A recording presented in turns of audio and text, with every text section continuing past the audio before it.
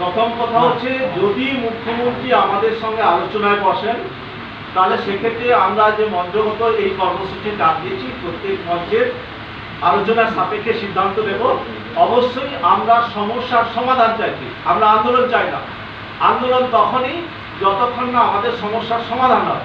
তা সেই ক্ষেত্রে যদি মুখ্যমন্ত্রী আমাদেরকে আলোচনায় ডেকে পাঠান উইথ চিঠি, কোনো মৌখিক নয়, চিঠির মধ্য দিয়ে যদি আলোচনায় বসেন এবং এই 28শে জুলাইয়ের মধ্যে যদি সমস্যার সমাধান হয় তবেই আমরা এই কর্মসূচি থেকে বিরত থাকবো, নচেত কর্মসূচি হবে।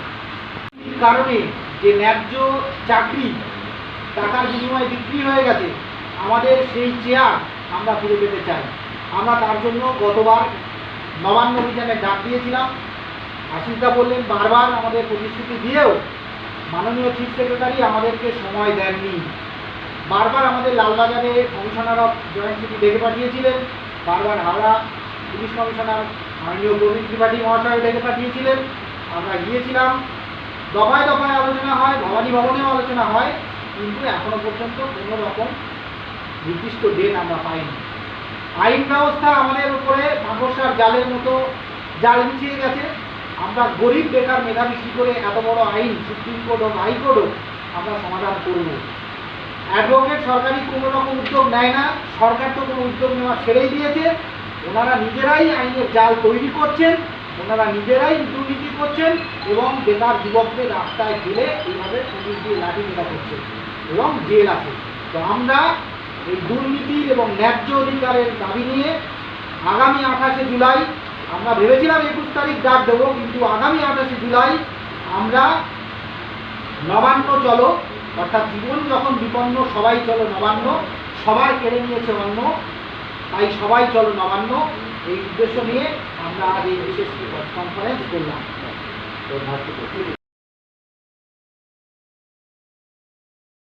রাজপথে ধর্ণা মঞ্চের মধ্য দিয়ে বা শান্তিপূর্ণ আন্দোলন কর্মসূচির মধ্য দিয়ে হয়তো আমাদের একটা সুরার ব্যবস্থা হবে।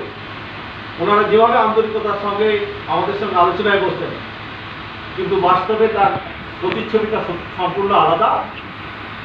মানে বিষয়টা মোবিলাইজ করার জন্যই আমাদের সঙ্গে আলোচনায় বসছেন, সেই সদিচ্ছা দেখতে পেলাম না।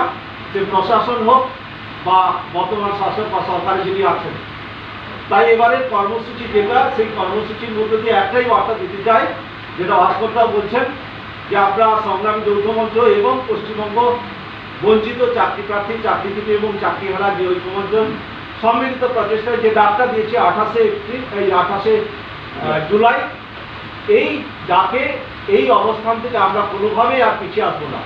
যতক্ষণ পর্যন্ত মাননীয় মুখ্যমন্ত্রী আমাদের সঙ্গে আলোচনায় না বসে সমস্যার সমাধান করছেন, ততক্ষণ পর্যন্ত আমরা আমাদের কর্মসূচিতে অবিচল থাকবো। এবং এটা আমাদের কাছে এবারে একদম প্রতিশ্রুতি বা দায়বদ্ধতার সঙ্গে বলছি, আমরা আর কোনো আলোচনায় বসে আমরা আমাদের কর্মসূচি থেকে বিরত থাকবো না।